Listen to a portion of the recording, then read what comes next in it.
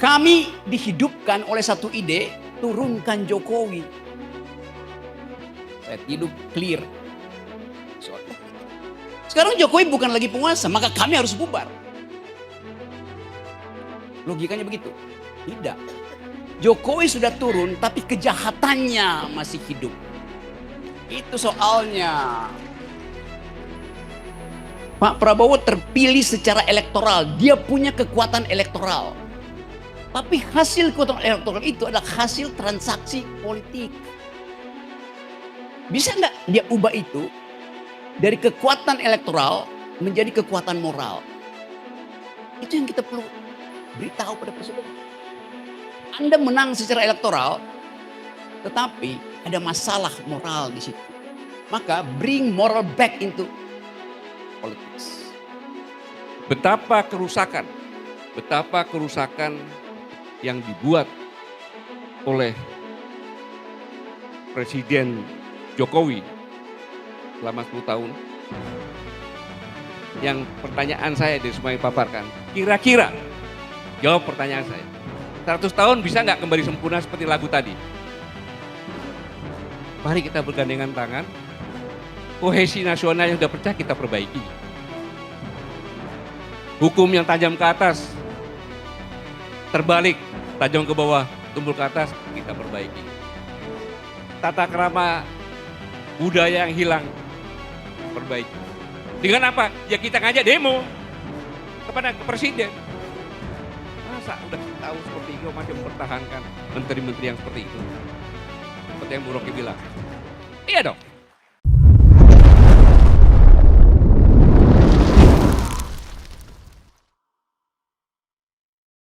Saya terdengar lebih nyaring, saya naik di panggung aja. Saya lupa mengkritik Prabowo, padahal dia banyak salahnya. Kesalahan pertama Prabowo adalah menjanjikan 6.000 mobil SMK.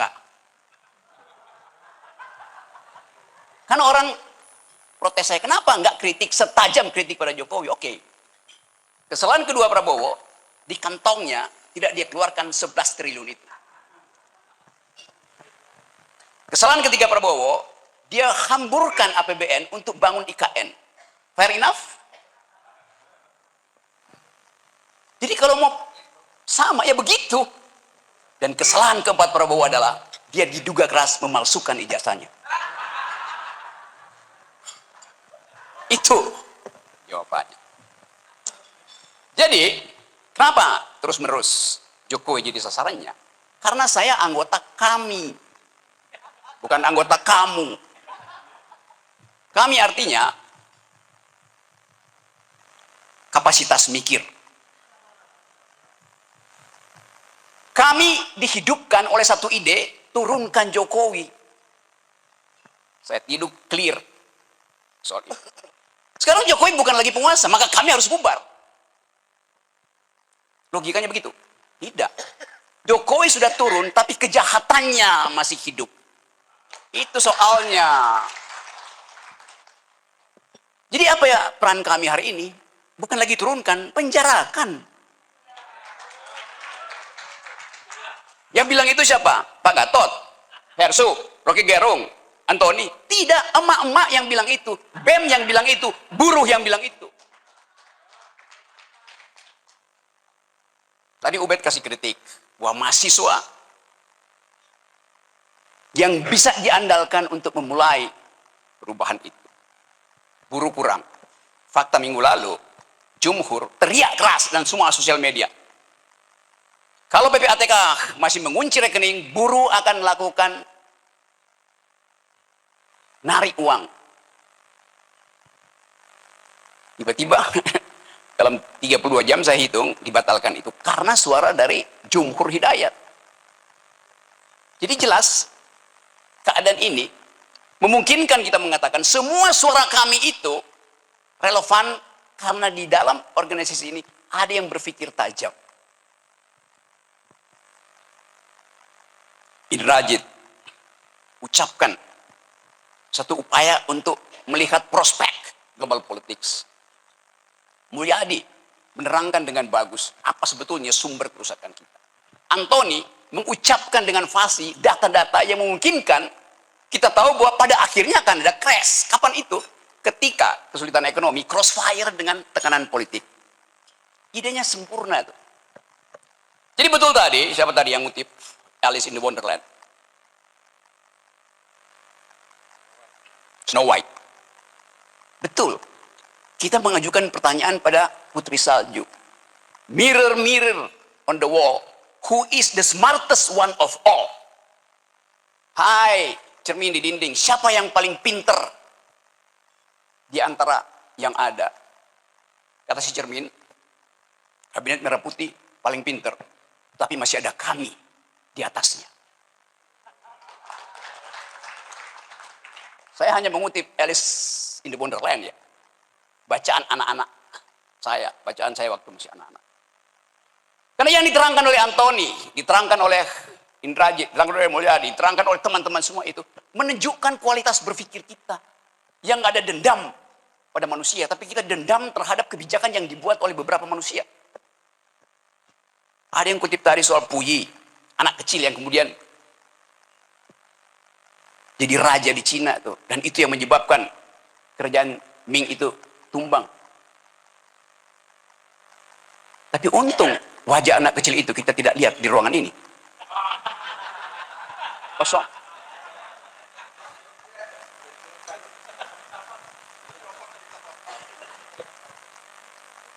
Tapi buat saya Presiden Jokowi tidak melanggar konstitusi ketika menyodorkan anak kecil itu. Dia tidak melanggar konstitusi.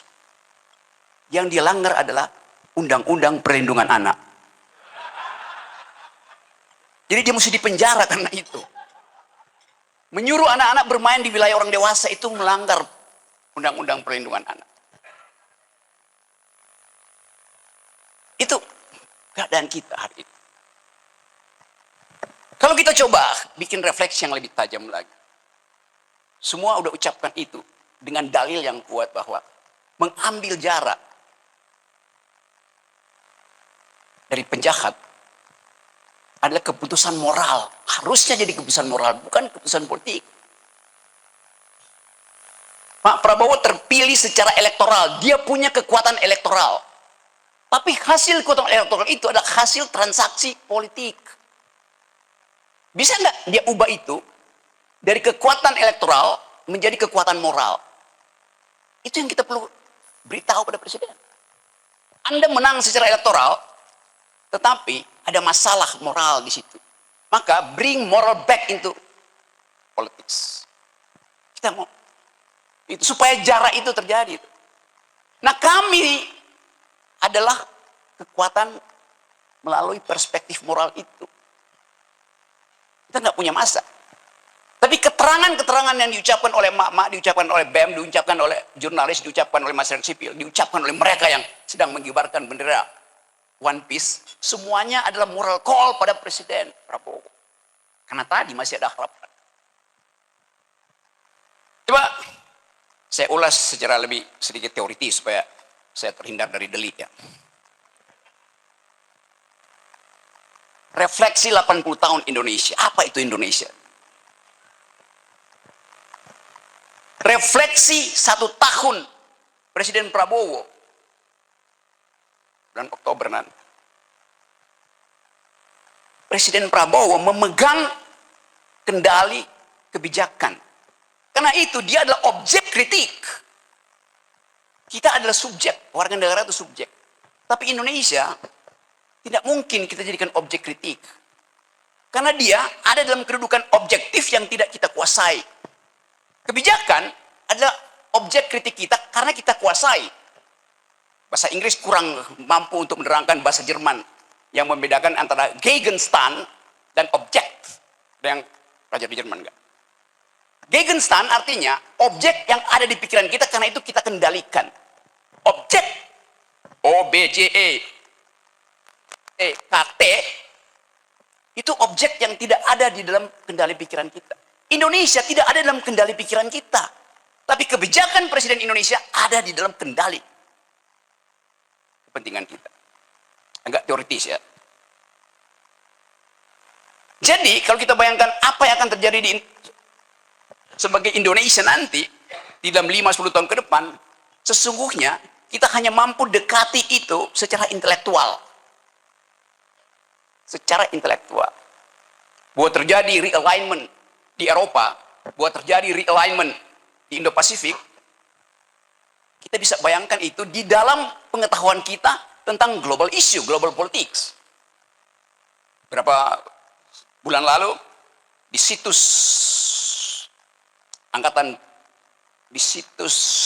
pemerintah Amerika ada negara baru yang dideklarasikan secara virtual, namanya Sunda Baru. Jadi Amerika mencoba memetakan secara virtual harus ada negara baru yang di dalam konsepsi dia ada di dalam genggaman dia. Dia sebut Sunda Baru. Itu adalah persekutuan antara Malaysia, Sumatera, Jawa, dan Kalimantan. Indonesia Timur tidak dianggap.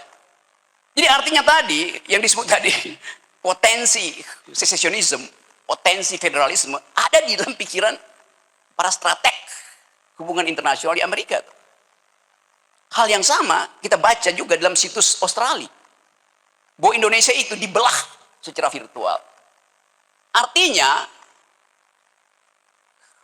aliansi antara Amerika dan Australia sudah punya semacam kesepakatan untuk melihat masa depan 20-30 tahun ke depan itu. Jadi kita coba lihat pergumulan politik kita dari perspektif global politics yang tidak mungkin secara objektif kita kendalikan. Tetapi kepemimpinan Presiden Prabowo dengan sendirinya objek dari pengendalian kita. Karena hubungan legitimasi tadi. Nah kita coba bikin proyeksi. Apa yang akan terjadi 1 tahun setelah Presiden Prabowo memerintah? Pasti kesulitan ekonomi tidak mungkin diselesaikan dalam 90 hari ke depan. Jadi konstatasi Pak Antoni sangat mungkin dijadikan alasan untuk menguji legitimasi Presiden 90 hari ke depan. Sangat mungkin, sangat dekat. Keadaan itu. Pembicaraan kita hari ini disiarkan streaming lewat Edi Mulyadi dan beberapa YouTuber. Real time pembicaraan kita di sini dibaca oleh investor-investor dunia yang mau masuk ke Indonesia, mau masuk ke Danantara segala macam, yang lagi nongkrong minum kopi di Singapura, di Orchard Road, atau di Ginza, di Tokyo. Mereka saling kirim-kirim WA. Lu denger nggak uraian Antoni? Si investor Jepang bilang begitu pada temannya yang dari Paris, yang Paris bicara. Investor dari Qatar. Gila tuh, kami tuh mengulas dan mengulik secara tajam.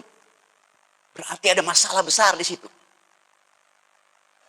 Real time, kondisi investasi itu udah berubah. Setelah Antoni ngomong, setelah Indrajit ngomong, setelah Mulyadi ngomong. Jadi bayangkan misalnya, keterangan 3 akademisi bisa membatalkan niat investasi dari mereka yang udah parkir uangnya di Singapura, tinggal menunggu. Apakah Prabowo mau mengambil moral call untuk menyingkirkan pengaruh Jokowi? Itu ditunggu investor detik ini, real time. Begitu dunia interconnected. Tidak ada isu yang tidak diketahui oleh internasional. Sementara kabinet mesti tunggu mingguan untuk bersidang. Jadi kita lihat kecepatan informasi itu adalah alat revolusi yang paling memungkinkan. Tapi sekali lagi kita punya semacam keinginan untuk ya Pak Prabowo selesaikan dong problem-problem di masa lalu itu. Election bisa berbeda dengan decision. Prabowo memenangkan election, tapi decisionnya itu ditunggu justru. Anda punya kapasitas karena hasil elektoral. Sekarang Anda punya kapasitas juga untuk menunjukkan jarak moral Anda dengan rejim sebelumnya. Kan simple logicsnya seperti itu. Jadi teman-teman, kita tahu bahwa keadaan ekonomi kita betul-betul ada di dalam kondisi yang dengan sedikit picu kecil ambruk. Soal tadi, soal kepercayaan. Apalagi kepercayaan mak-mak. Disebutin 5,12% growth. Dengan susah payah pemerintah menerangkan, itu memang benar. Tetapi Bima Yudhistira dari Selius mengirim surat ke PBB Dan PBB menjawab, oke, kami akan riset kembali 5,12 itu masuk akal apa tidak. Investor yang saya ceritakan tadi di yang sekarang lagi ngopi di Orchard Road itu nggak perlu nunggu PBB jawab, dia tahu bahwa kami lebih dia percaya daripada hasil sidang kabinet. Logik dari data ini. Jadi kalau dikatakan tadi, apa sumber subversi yang bisa menggoyah kepemimpinan Prabowo? Bukan gerakan massa, bukan gerakan buruh, bukan gerakan mahasiswa, tapi data kecil itu yang bisa dibaca. Mungkin sekarang itu running text dari Bank Indonesia diperhatikan terus oleh investor. Kapan kita intervensi supaya rupiah itu jatuh? Gampang. Financial market itu sangat peka terhadap 1-2 pikiran yang tiba-tiba di-upload dan merasa ini yang gue tunggu untuk memutuskan invest atau tidak. Kita ada dalam kondisi itu. Dan saya kira Presiden Prabowo juga mengerti kondisi itu. Dari sumber yang lain. Mungkin juga dari sumber teman-teman yang ada di sini. Dari Jumhur, dari Saganda. Yang berupaya untuk membantu perspektif tapi tetap dengan jarak moral tuh.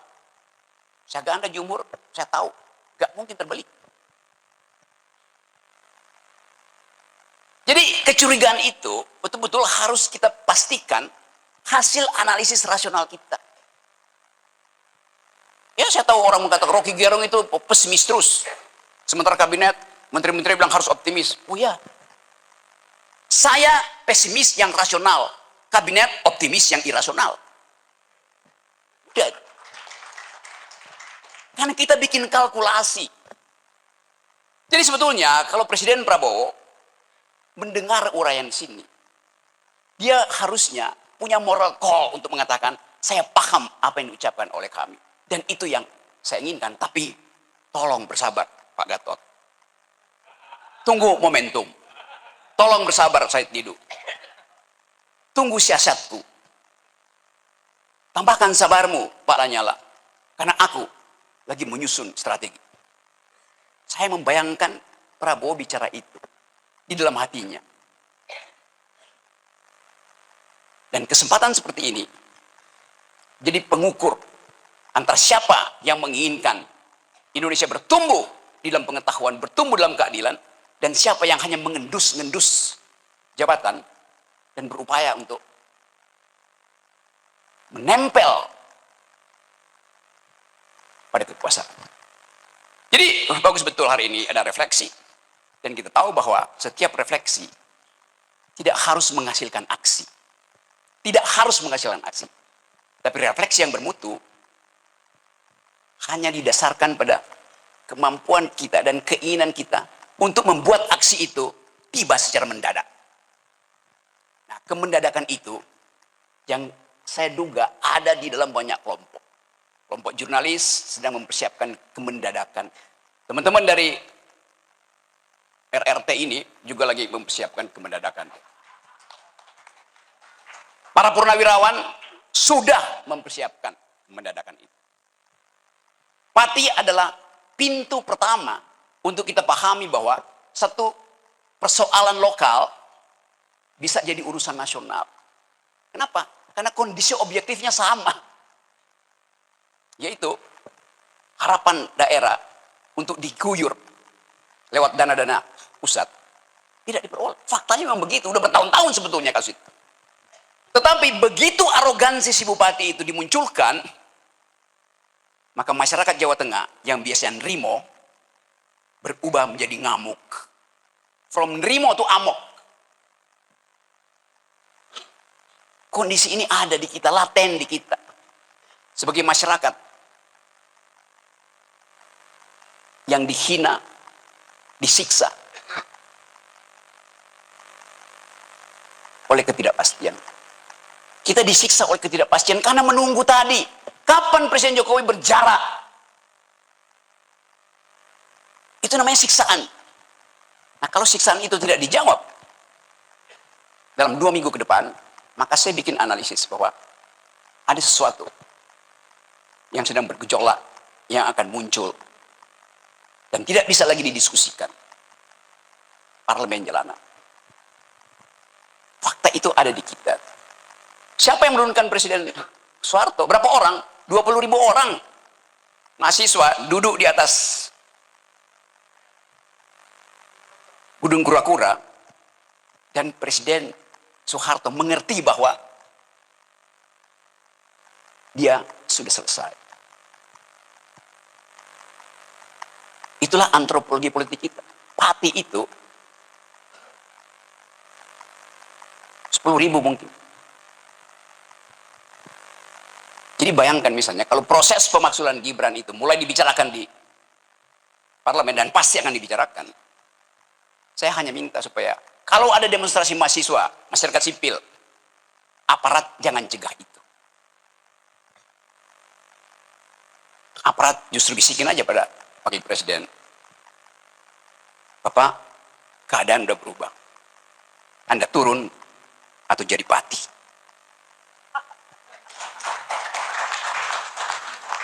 Itu menyelesaikan banyak hal. Lebih efisien daripada minta proses DPR, kirim ke Mahkamah Konstitusi, balik ke MPR. Itu tukar tambahnya panjang. Jadi pati bisa terjadi dalam beberapa minggu. Ketika tadi keadaan ekonomi yang tidak mungkin dipulihkan dalam waktu dekat, dengan kemarahan publik yang dipendam karena ketidakpastian. Jadi apa yang memungkinkan terjadinya perubahan? Karena ketidakpastian itu sekarang ada di kafe-kafe, dibicarakan tadi oleh Gen Z itu, yang merasa bahwa potensi kami untuk membayangkan Indonesia terhalang oleh adanya si anak kecil itu. Dan itu sangat sosiologis. Jadi ini kesempatan kita untuk menyusun kembali energi moral kita untuk satu waktu mengatakan bahwa harus ada yang dipenjara. Terima kasih. Bismillahirrahmanirrahim. Assalamualaikum warahmatullahi wabarakatuh. Salam sejahtera, selamat malam.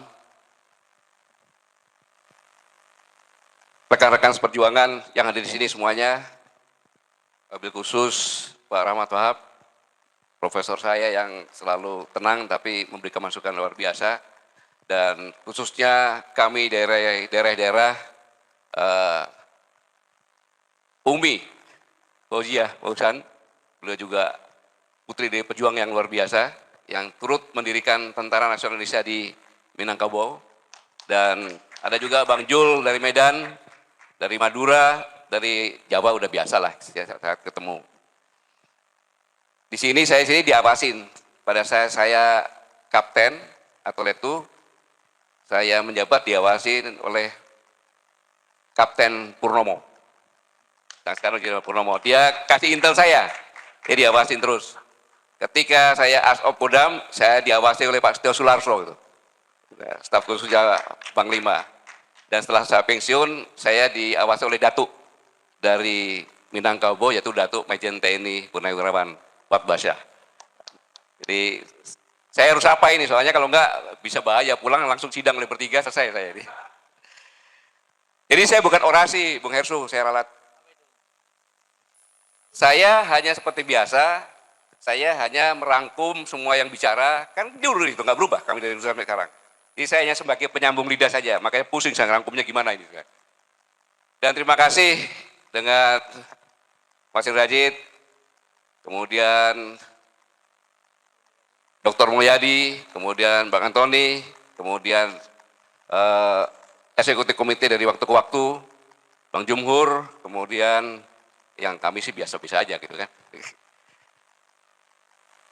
Pada kesempatan ini saya mengajak kita semuanya bersyukur kepada Allah Subhanahu wa taala, Tuhan Yang Maha Esa, karena jujur saya merasa bangga bisa hadir di sini karena Bung Rocky bilang bahwa kami ini setiap saat disoroti dan penjara menunggu. Karena apa yang disampaikan oleh kami ini adalah hal yang aktual, datanya terpercaya, tidak terbantahkan. Ini terbukti ketika saya menjadi saksi ahli. Anton, di mana itu, Ton? Jakarta Selatan ya. Saya sebagai saksi, begitu saya duduk, saya boleh bicara yang kami muliakan Bapak Hakim, Ibu Bapak Jaksa, penuntut. Saya di sini heran. Mengapa heran? Karena seharusnya yang duduk di terdakwa ini, karena saksi itu duduknya di tempatnya terdakwa juga kan. Yang duduk terdakwa ini harusnya bukan Anton Permana, tapi saya. Karena Anton Permana dituduh menyebarkan berita yang menyebarkan demonstrasi kan. Dan berita itu ditandatangani oleh saya sebagai presidium. Saya sampaikan seperti itu. Sehingga saya akan memakai hak saya. Kalau ditanya saya tidak menjawab, ya saya diam. Jadi saya lebih banyak diamnya waktu ditanya. Tapi begitu selesai, mereka minta foto bersama, saya juga cuma disuruh katanya. Itulah protes hukum pada saat itu. Jadi, ya sepantasnya kita bersyukur bersama-sama. Dari jauh, Allah membimbing kita semuanya bisa berkumpul di sini. Saudara-saudara sekalian, 80 tahun sudah Indonesia merdeka. Merdeka sebagai negara berdaulat, tetapi apakah tujuan dan cita-cita kita sudah tercapai? Ini pertanyaan besar. Seperti yang dikatakan tadi, bahwa kemerdekaan Indonesia adalah hasil perjuangan bersama, penuh dengan darah dan derita, bukan hasil sebuah hadiah, dan juga bukan hasil perjuangan satu kelompok saja. Atau mulai dibilang kan tadi, dari bangsa-bangsa yang ada di Indonesia ini semuanya.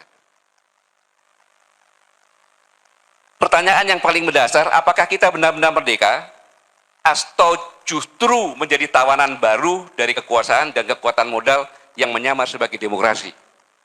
Saya tidak mengatakan Indonesia tadi karena Pak Mulyadi, itu susahnya menyimpulkan itu kan Pak Mulyadi. Jadi pernyataan inilah yang menjadi titik awal berdirinya Koalisi Aksi Menyelamatkan Indonesia. Singkatnya sekarang ini sudah jelaskan semuanya, betapa kerusakan yang dibuat oleh Presiden Jokowi selama 10 tahun. Yang pertanyaan saya dari semua yang paparkan, kira-kira jawab pertanyaan saya, 100 tahun bisa nggak kembali sempurna seperti lagu tadi? Bisa nggak 100 tahun menjadi seperti lagu yang tadi? Sengaja saya lakukan tadi itu menjelaskan. Bisa nggak? Siapa yang tanya, siapa yang bisa? Angkat tangan. Tidak bisa. Tidak bisa. 100 tahun tidak bisa. Sekarang Anda bayangkan kalau Bapak Ibu sekalian jadi presiden. Tolong bayangkan. Kalau jadi presiden. Sebelumnya, saya ceritakan tadi yang Bang Rocky Gerung bilang. Abang menyampaikannya agak terlambat, Bang. Tetapi saya mengalami cerita benar-benar dari rekan saya. Dia sudah bekerja sama dengan China Belt and Road. Akan membuat sebuah apartemen. MOU diberilah uang muka 1 juta Singapura dolar. Harusnya termin pertama pada bulan September. Tapi dari China minta, bisa nggak diundur sampai dengan pelantikan presiden? Teman saya bilang, cengli lah, kita harus cengli kan? Diundur. Kemudian, begitu sampai presiden, minta diundur lagi. Boleh nggak kalau diundur setelah penentuan menteri-menteri? Begitu penentuan menteri-menteri, dia mengundurkan diri. Ini fakta. Mengundurkan diri, dan dia yang menawarkan. Konsekuensinya silakan ambil 1 juta US dollar. Tapi kalau setahun kemudian ada perubahan, belum ada kerjasama, mari kerjasama dengan kita lagi. Jadi sejak awal memang, yang saya sampaikan di forum AFTA itu karena berdasarkan dari itu. Dan mereka mengamati sampai dengan sekarang ini. Nah, sebelumnya lagi, saya menjelaskan seperti Bang Ubedillah sampaikan, bahwa kemiskinan di Indonesia ini by design. By design. Kenapa? Karena kalau orang kelaparan, kemiskinan, mudah dikendalikan. Ini sebuah teori. Harus hati-hati kalau bilang teori ini. Saya diawasi terus sama Bang Rocky Gerung. Kalau salah Bang, bilangnya nanti aja bagian sekarang Bang. Saya mas bahwa kalau orang lapar itu mudah dikendalikan. Anda ingin bukti, silakan pulang, beli ayam, ya kan, beli ayam, dikurung, 3 hari jangan kasih makan, kasih minum aja. Setelah 3 hari, cabutin bulunya satu persatu. Oke, cabutin. Habis itu taruh. Anda datang, lari kan? Coba bawa beras. Datang itu ayamnya. Jadi teori inilah yang dilakukan sehingga pada saat pemilu yang akan datang itu mudah dikendalikan. Cukup dengan amplop-amplop itu saja. Mengendalikan membuat orang miskin paling gampang. Apa? Korupsi. Dengan korupsi itu sangat masif cepatnya terjadi kemiskinan. Dan itu terbukti. Kalau dihitung-hitung selama tahun kemarin saja sebelum pemilu itu saya pikir ratusan triliun atau mungkin sampai 1.000 triliun bisa terjadi korupsinya. Mungkin dicek datanya itu. Bagaimana Pak Antoni? Kira-kira berapa Pak Antoni? 1.000 lebih. 1.000 triliun lebih. Sekaligus juga untuk bahan sandera. Untuk pejabat-pejabatnya. Nah, yang jahat lagi, ya sang jahat lagi, coba bayangkan kalau Bapak Ibu sekalian jadi presiden, bayangkan benar. Jadi presiden. Begitu jabat, bulan Januari, Menteri Keuangan Bu Sri Mulyani memastikan kenaikan PPN 12% sesuai dengan ketentuan undang-undang yang berlaku pada bulan Januari 2025. Jadi pada saat Presiden jabat, bulan Januari PPN 12% diberlakukan. Untungnya pada tanggal 31 Desember, Presiden Prabowo membatalkan keputusan tersebut, hanya mengenakan kenaikan pajak menjadi 12% untuk barang dan jasa saja. Baru jadi presiden di tahun pertama, sudah disibukkan dengan ini, dan harus tampil sendiri untuk membatalkan. Ini Januari. Selanjutnya, bulan Januari lagi, heboh ditemukan pagar laut. Mossad, jam berapa SMS loh. Di Tangerang. Pada saat itu Presiden merintahkan bongkar. Tetapi Menteri KKP bilang jangan dibongkar, melarang. Karena untuk barang bukti, insubordinasi dari menterinya. Belum 1 bulan di bulan Januari, sudah terjadi seperti ini.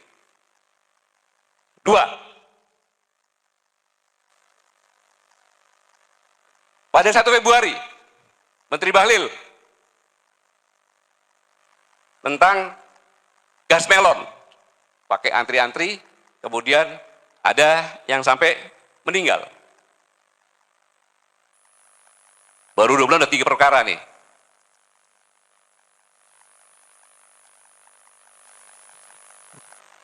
Dan kebijakan Bahlil dibatalkan oleh Presiden. Yang keberapa itu? 3 ya? Masih bulan Februari lagi. Heboh, bensin oplosan. Ini kalau terlambat diketahui, mesin-mesin motor masyarakat kecil itu rusak ini. Akhirnya berbondong-bondong ngisi bahan bakar di Shell. Sebelum saya lanjutkan, saya menduga ini adalah sabotase struktural. Disabotase yang dilakukan oleh struktural pemerintahan sendiri. Saya menduga itu. Boleh saya menduga seperti itu. Kalau dia panggil saya sebagai yang menyampaikan ini. Sabotase struktural yang dilakukan oleh pemerintah kepada Presiden. Hasilnya nanti saya kasih lihat hasilnya.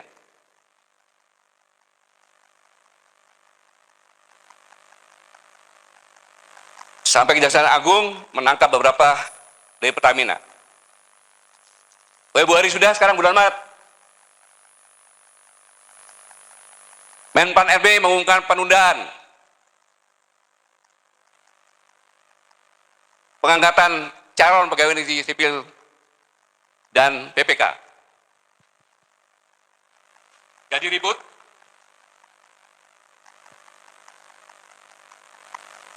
Keputusan itu menimbulkan gejolak dan Menseknek atas perintah Presiden Bapak Prasetyo Hadi pada tanggal 17 Maret akhirnya mengumumkan pengangkatan CPNS dan PPK dipercepat. Baru 3 bulan di tahun yang baru sudah seperti itu. 6. PPATK melakukan pemblokiran rekening bank yang tidak aktif selama 3 bulan. Logika berpikirnya, tidak mungkin PPATK melakukan itu. Itu kan tidak terduga. Karena PPATK adalah intelijen untuk keuangan. Dia tidak punya hak, hanya melaporkan. Harusnya sudah dipenjara ini orang ini. Presiden turun tangan lagi. 122 juta rekening diblokir. Heboh. Kalau seandainya tidak diatasi, bayangkan seandainya 122 juta ini antri di bank dan narik rekeningnya. Jatuh nggak Presiden? Jatuh Presiden. Ada contohnya negara seperti itu. Kemudian sudah diperintahkan untuk dibatalkan. Sudah batal? Belum. Pembangkangan lagi yang kedua. Kenapa? Bank harus orang sendiri yang membuka. Timbullah maki-makian, Presiden goblok, Presiden bajingan, Presiden kurang ajar dari luar negeri. Karena TKW mau berangkat dia buka rekening sini. Jadi dia dikirim ke sini. Ketika mau pulang, beli tiket dari sini kan? Nggak bisa. Bayangkan, saya harus menabung 3 tahun lagi supaya saya bisa pulang. Di mana-mana maki-maki muncul.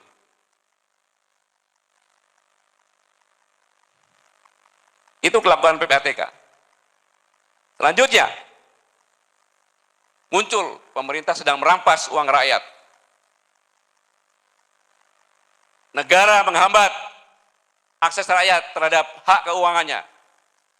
Tujuannya melegitimasi kepemimpinan Presiden Prabowo. Kemudian, April, sengaja bulan April nggak ada. Kenapa? April Mop. Sengaja dibuat nggak ada itu. Inilah desain. Nggak ada.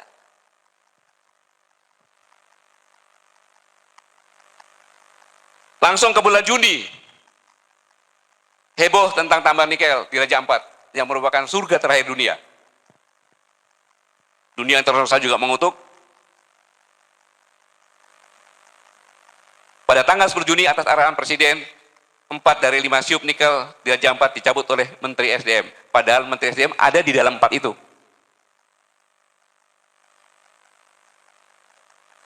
Ya.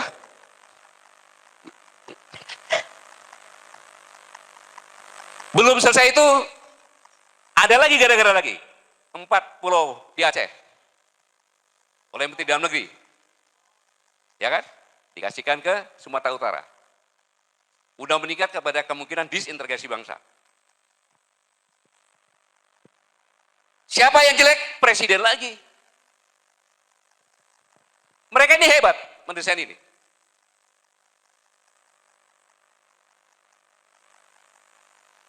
Selanjutnya bulan Juli. Seorang pejabat di Komdiki mengeluarkan wacana BA Call. Dibatasi hanya untuk mereka yang membeli paket internet premium. Tapi habis itu, sampai sekarang belum ada kejelasannya. Ini kan menimbulkan kemarahan-kemarahan masyarakat, bertubi-tubi. Bertubi-tubi. Kepada siapa? Ya Presiden, karena pemerintah. Akhir Juli, amplop pernikahan dipajaki. Dari Dirjen Pajak, habis itu menganulir, saya tidak melakukan itu. Bayangkan kalau Anda jadi Presiden, bagaimana itu? Bisa berkonsentrasi. Kemudian, akhir Juli, tanah nganggur selama 2 tahun disita negara. Pada akhir Juli, media sosial dihebohkan dengan kabar tanah nganggur tersebut, heboh di mana-mana. Belum rekening selesai, tambahin lagi tanah nganggur.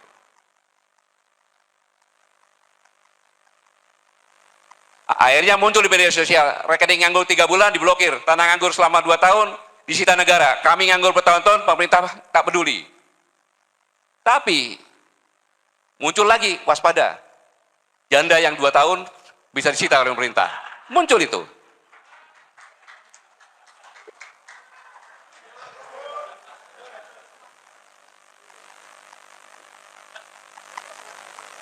Habis itu menterinya menanggapi semuanya, memangnya mbahmu bisa bikin tanah? Menterinya seperti itu. Seorang menteri bicara seperti itu. Bukannya mendinginkan, tapi seperti itu. Untung belum ada pati itu. Dan akhirnya minta maaf. Keributan demi keributan itu masih terus berlanjut. Karena bulan Juli itu harus puncaknya sampai Agustus. Maka bulan Juli ada lagi. Ketika Presiden memberikan abolisi dan amnesti. untuk Thomas Lembong dan Hasto, keputusan presiden diserang. Saya tahu yang menyerang itu adalah gabungan YouTuber Nusantara. Akhirnya majulkan Prabowo. Itu tujuan mereka memang. Bahkan saya yakin Bapak Ibu di sini mungkin setengahnya lebih sudah membenci sama Prabowo. Iya kan? Saya bicara tenang. Kenapa? Kami itu adalah organisasi yang mandiri dari orang-orang intelektual yang sudah final, maka kami tidak mencari posisi. Saya ulangi, kami tidak mencari posisi, tapi kami mencari kontribusi apa yang bisa diberikan kepada negara ini agar selamat. Jadi jangan dibilang saya orangnya Prabowo, bukan. Ketika pemilu kemarin, saya tidak. Bahkan dari diskusi, apakah kami kita bubarkan, karena sudah memasukkan politik praktis, jangan. Itulah hebatnya kami. Lebih baik kami nonaktif sementara memilih. Ya silakan.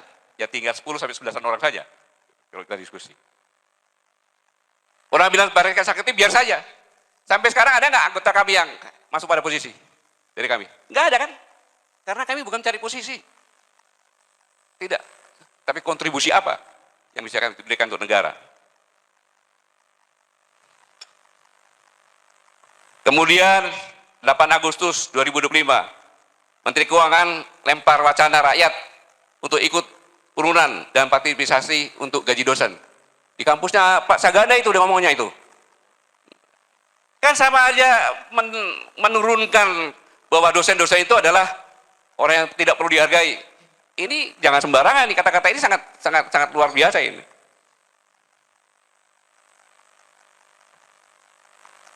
Nah, kemudian puncaknya tanggal 13 Agustus 2025, Demo besar di Pati menolak kenaikan PBB sebesar 250. Terjadi keributan.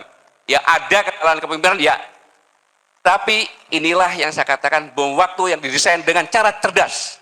Saya ulangi, bom waktu yang didesain secara cerdas untuk mempercepat penurunan Prabowo digulingkan. Sudah nggak tahan supaya anaknya naik. Boleh saya menduga seperti itu. Memang benar seperti itu kan intinya. Karena apa? Sepanjang 10 tahun dana transfer ke daerah, tolong grafiknya. Selama 10 tahun dana transfer ke daerah, baru sekarang ini lebih kecil dari 10 tahun yang lalu. Kurang lebih sekitar 25%, kurang lebih. Dipotong. Ya? 20 apa? 24, sekian, Bang. Iya. 24, sekian. Tahu akan apa dibagi-bagi aja kan? Ini kita di kami biasa, justru seperti biasa. Ya. Kan itu aja 650 per 86,864 dikalikan 100% saja kan gitu. Kira-kira di atas 20 lah, Bang. Ya kita ambil jalan tengah, ya Bang. Ya. Ya, jadi ini biasa nih. Jadi, nah, ini padahal di daerah-daerah rata-rata ya 30% untuk belanja pegawai. Nah, ketika itu dipotong, bingung bupati. Ada yang bupati nggak bisa bayar gaji kan? Maka dinaikkanlah itu seperti ini. Tujuannya apa? Agar terjadi seperti Pati di mana-mana. Sehingga ngepung ke Jakarta. Dan Pati itu adalah sebagai latihan.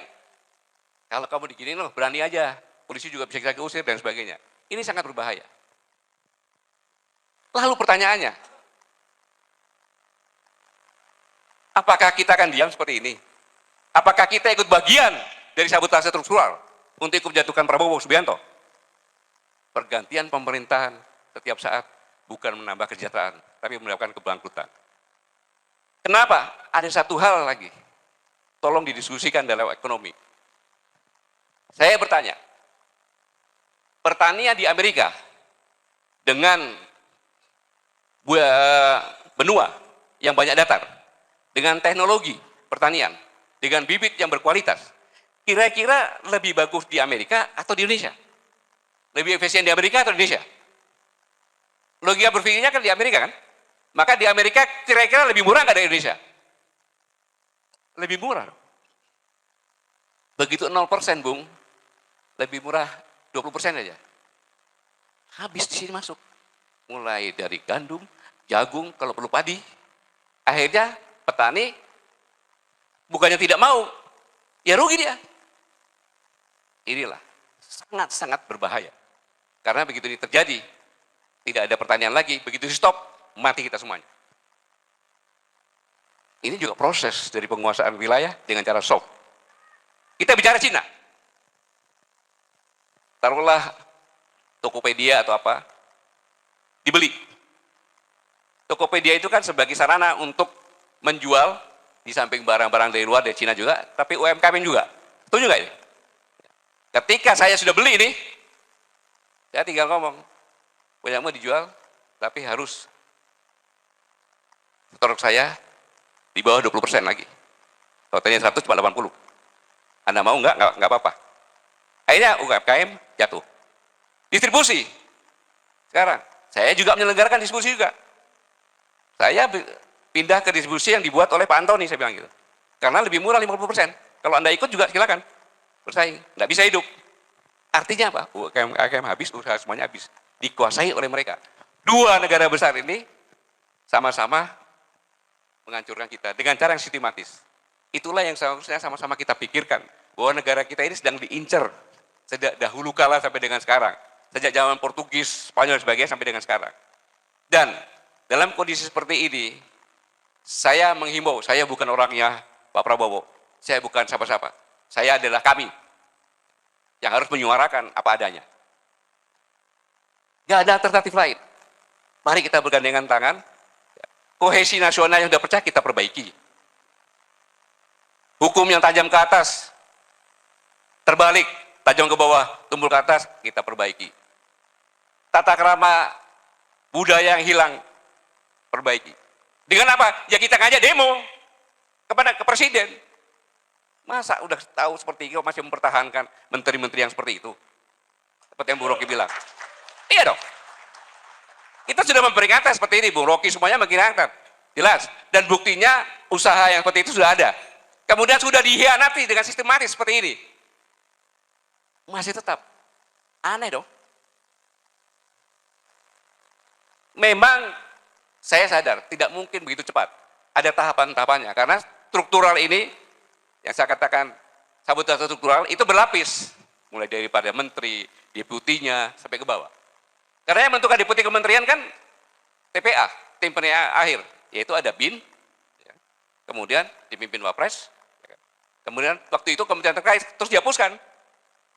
Jadi cukup BIN aja Pak, itu istrinya saya dengar 5 Pak, udah nggak bisa dicari lagi udah, geser. Jadi orang mereka yang semuanya sudah masuk. Inilah yang saya katakan di hari ulang tahun kelima ini, kalau kita ingin reuni ya, Indonesia ke depan, kita selamatkan sama-sama Indonesia.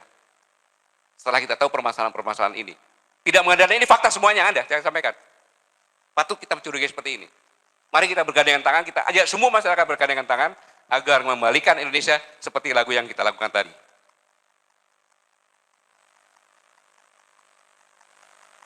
Ya, itu cara yang paling efektif. Tapi caranya adalah bukan cara seperti yang tadi, bukan cara lewat konstitusi. Kan?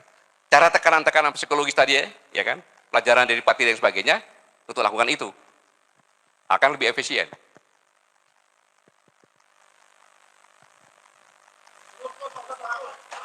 Cukup ya? Apalagi yang mau bicarakan aja.